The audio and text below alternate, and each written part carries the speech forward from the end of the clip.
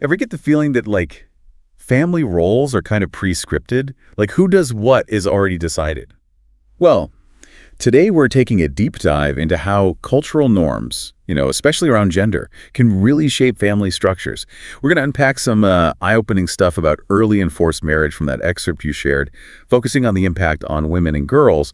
And get this, some of these stats are pretty shocking. Like, in some places, over half of girls are married before 18. Yeah, it's crucial to get the full picture here. We're not just dealing with numbers, we're talking real lives. Okay, so got to start with the basics, right?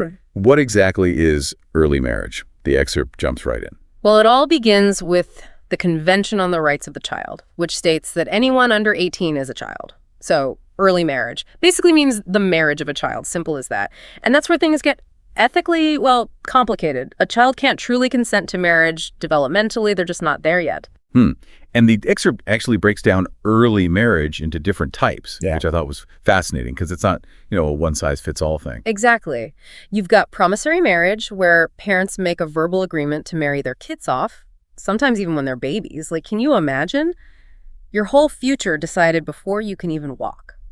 Then there's child marriage, which is marriage before age 10, adolescent marriage between 10 and 15, and early marriage between 15 and 18. What really stood out to me was the difference between something like promissory marriage, which seems more like a cultural practice, versus like abducting a girl and forcing her to marry, which is, criminal. You've hit a key point there. Both are harmful, obviously, but they exist in different contexts. Promissory marriage might be deeply rooted in tradition, while abduction is all about power and control. Ultimately, though, both rob the girl of her agency. And speaking of global context, the excerpt mentions that early marriage is most prevalent in sub-Saharan Africa and Southeast Asia. And then it zeroes in on Ethiopia, where 13% of girls are married by 15 and a staggering 66% by 18. Those numbers, I mean. Yeah, they're hard to ignore, and I think it's important to just let those statistics sink in for a minute. 66%. That's 2 out of every 3 girls in Ethiopia married before they even reach adulthood. Wow. It makes you wonder how this keeps happening when there are laws against it. The excerpt mentions a bunch of legal frameworks that condemn early enforced marriage. Right. There's the UDHR, CDAY, the African Charter on the Rights and Welfare of the Child, and even Ethiopia's own laws. On paper, it seems like a pretty solid legal foundation, doesn't it? You would think. But the excerpt also points out that early enforced marriage persists even with these laws in place. That's a huge disconnect. It is, and it tells us something crucial. Laws alone aren't enough. We need to dig deeper, look at the root causes. So let's get to the roots then. The excerpt starts with culture, which can be tricky territory, but we can't just ignore it, right? Absolutely. We have to approach it with sensitivity for sure, but also with a critical eye. Right. The excerpt mentions maintaining family honor as a reason for early marriage. I'm thinking about how that plays out differently in each culture. Like, what does honor even mean in different contexts? That's a great question. It highlights the need to really understand the nuances of each cultural setting. For example, in some societies, a family's honor is very closely linked to a daughter's virginity before marriage. So early marriage is seen as a way to, ensure that... So it's like the girl's body becomes a symbol of the family's reputation. It's not really seen as hers. Exactly. Her value is tied to this idea of purity, which is, of course, very patriarchal. The excerpt also mentions parents wanting to witness their children's marriage. And I can see how that desire, especially in some communities, could override any concerns about a child's, readiness for marriage. It's like a cultural imperative, right? Like, it's your duty as a parent to see your children marry, even if that means marrying them off young.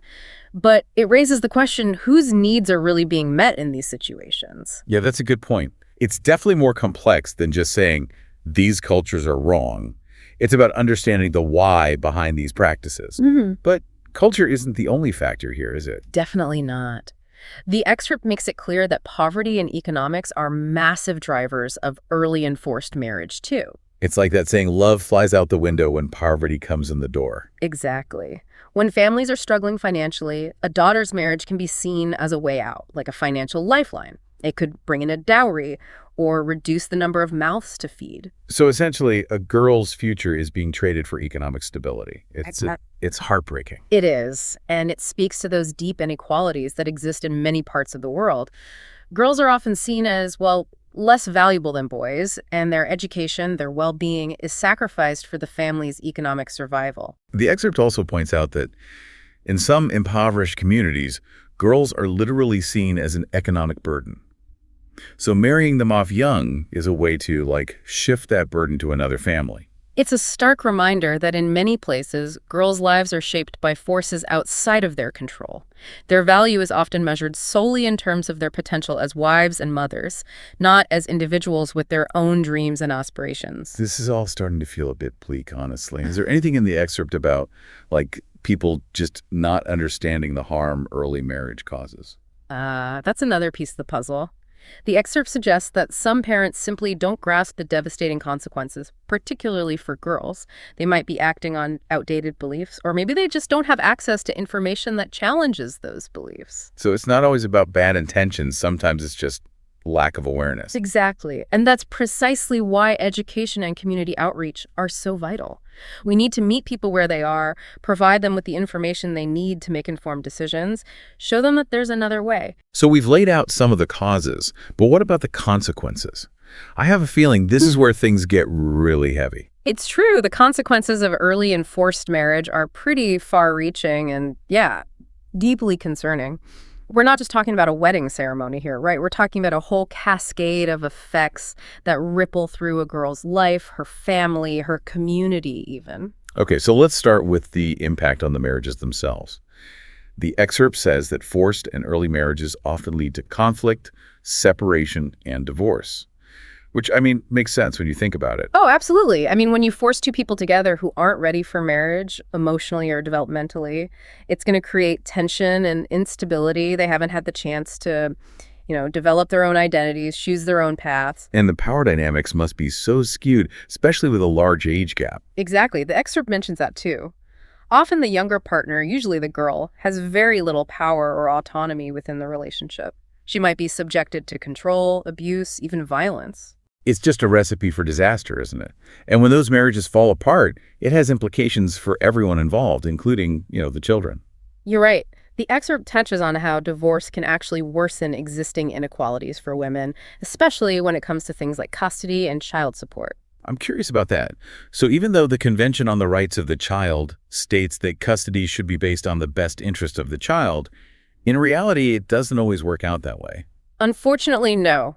Cultural norms and economic realities often come into play. In Ethiopia, for instance, it's pretty common for mothers to get custody after divorce. I imagine that's not always a choice, though, right? Especially if the woman has been financially dependent on her husband. You got it. The excerpt highlights that a huge percentage of married women in Ethiopia don't actually engage in economic activity. So when divorce happens, they're left in a really vulnerable position. They might have to care for the children, but without the financial means to do it properly. It's like a double whammy, isn't it? Societal pressure to be the primary caregiver, but without the economic means to actually make it work. It's a systemic issue, and it shows how crucial it is to empower women economically. Give them access to education, job training, opportunities to build their own financial security. Right, because on top of all that, there's the emotional toll. The excerpt doesn't really go into detail, but I can only imagine the psychological impact on a woman who's been forced into marriage, potentially abused, and then left to raise children alone in poverty. It's impossible to measure that kind of trauma, really. And it underscores the importance of providing support services for women who have gone through these incredibly difficult experiences. It's like we need to address not just the legal and economic aspects, but also the emotional and psychological scars, right? But for now, let's move on to some of the other consequences outlined in the excerpt, starting with education. One of the most devastating outcomes of early marriage is the disruption of education, particularly for girls. When a girl is married off young, she's often pulled out of school. Her formal education ends right there, and that limits her future opportunities so drastically. Yeah, it's like a domino effect. Limited education leads to limited job prospects, which then leads to economic dependence, which then feeds right back into that cycle of poverty. Exactly. And it's not just about earning a living.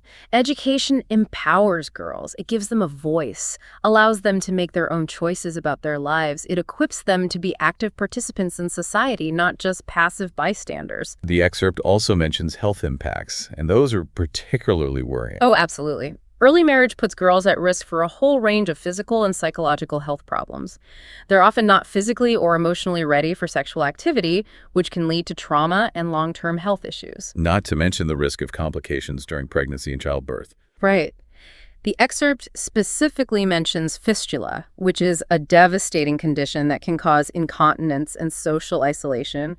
Girls who give birth at a young age are just much more likely to experience these kinds of complications. It's just horrifying to think about. And then on top of all that, there's the increased risk of STDs, including HIV/AIDS. Absolutely. Young girls in these situations often have very little power to negotiate safe sex, putting them at a much higher risk of infection. So we're talking physical health risks, mental health risks, Mm. the long-term impact on their education and economic prospects.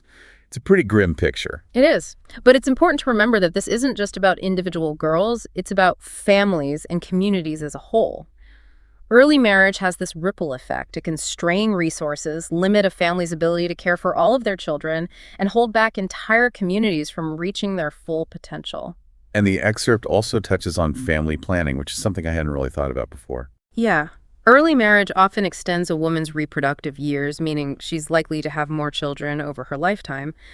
And that can put a huge strain on resources, especially in communities where poverty is already a major issue.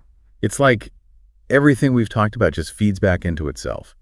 Early marriage leads to larger families, which can worsen poverty and limit opportunities for everyone. Exactly. And often these families lack access to family planning services, which further restricts women's control over their reproductive health, their futures. You mentioned earlier that the excerpt also discusses women's contributions to their husband's success, even within these really tough situations. Yes, and I think that's a really important point to make. Even when facing huge challenges, women are often the ones holding families together. They manage the household, raise the children, provide the emotional support that allows their husbands to, focus on their work and their ambitions. It's like they're the invisible backbone of the family, but their contributions are often overlooked or undervalued. That's right. This unpaid labor is absolutely essential, but it's rarely acknowledged or compensated. And it creates this huge imbalance in terms of opportunities for personal and professional growth. Men are often free to pursue their passions and advance in their careers, while women are held back by societal expectations and the demands of domestic life. It's like they're stuck in this predetermined role, even in a marriage that's supposed to be about partnership and equality. And that's why it's so crucial to challenge those traditional gender roles. Create a world where women are valued for their full potential, not just their roles as wives and mothers. This deep dive has really been eye-opening. It's more than just saying early marriage is wrong. It's about understanding all those complex factors that contribute to it, the consequences it has for individuals and communities, and the urgent need for solutions that address the root causes. It really feels like we've just scratched the surface, But we've covered so much. From defining early and forced marriage to those global stats, to diving deep into the legal landscape, the root causes, the consequences, it's a lot. And I think what's really been striking is how interconnected everything is. It's not just about, individual choices or isolated incidents. It's about deeply ingrained cultural norms, economic pressures, and systemic inequalities all working together. It all kind of keeps these harmful practices going. Like we're trying to untie this massive knot. Yeah. But the excerpt doesn't just leave us with the problem, right? It talks about some possible solutions. And it seems like empowering girls and challenging those harmful traditions, that's like the core of it. Absolutely. And I think one of the most powerful ways to create change is to actually shift cultural perspectives. It's about questioning those deep-seated beliefs and assumptions that drive gender inequality, that fuel things like early and forced marriage. The excerpt mentions things like educating communities about the negative consequences, creating support systems for girls so they don't feel isolated, training healthcare workers to recognize the signs and offer help. Even just bringing in successful women as role models to inspire young girls. Those are all fantastic examples of how we can approach this from different angles. It's about creating a culture where girls are valued for their individuality, their potential, their right to make their own choices about their own lives and bodies. It's like we're trying to rewrite that pre-scripted role we talked about, the one that dictates what a girl or a woman should be. Exactly. And education and awareness are key. Yeah. We have to equip people with the knowledge, the tools they need to challenge those harmful traditions, those old scripts, advocate for something better. Give them the power to say, no, this isn't how the story has to end. That's it. It's about creating a new narrative, one where girls are empowered, to dream big, pursue their passions, and shape their own destinies, where marriage is a choice based on love and mutual respect, not coercion, not circumstance. That's a powerful image. So as we wrap up this deep dive, what's the one thing you want to leave our listener with? Look, the challenges are complex, deeply rooted, and it's easy to feel overwhelmed, right? But change is possible. It starts with recognizing the problem, understanding how complex it is, and committing to being part of the solution. Even small actions in your own life can make a difference. What can you do to help create a world where girls are empowered, where their futures are bright? That's a great question to think about. We've covered a lot of heavy stuff today, but I really hope our listeners are walking away feeling informed, maybe a little fired up, and ready to make a difference. Thanks for joining us on this deep dive. Catch you next time.